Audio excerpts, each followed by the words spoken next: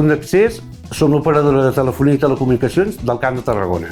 De telefonia, internet, telefonia mòbil, fixa, tenim tots els serveis que es puguin donar a través de qualsevol operadora de telecomunicacions. També donem serveis a empreses o serveis personalitzats, no sé, en comunitats, en diferents coses, però a més ja de cara a proximitat. No és allò la gent ens coneix, anem a les empreses, saben qui som, quan truquen no parles amb màquines, és el que ens diferencia de la resta. La paraula punt d'accés és access point en català. Un access point és qualsevol repetidor de wifi que hi ha a qualsevol lloc, allò rodó que hi ha penjat als hospitals, aquestes coses, allò, un access point és un punt d'accés. Vam agafar aquesta paraula, que és la part, per dir una mica la part tècnica, però també la vam fer servir una mica com una part de cohesió, de trobada.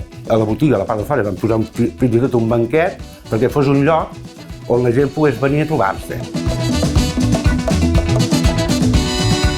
Per nosaltres, ser cooperativa és tenir la possibilitat de muntar-nos una mica a mida al nostre lloc de treball. Dins d'aquest sistema on estem, on hi ha certes coses que hem de complir sí o sí, tenir la possibilitat aquesta de moldejar una mica com treballem, de quina manera, amb qui treballem, en quines condicions, posar al centre les persones, posar al centre les seves necessitats i vehicular-ho tot al voltant d'aquestes dues figures, no? L'usuari de punt d'accés i els socis i o treballadors de punt d'accés.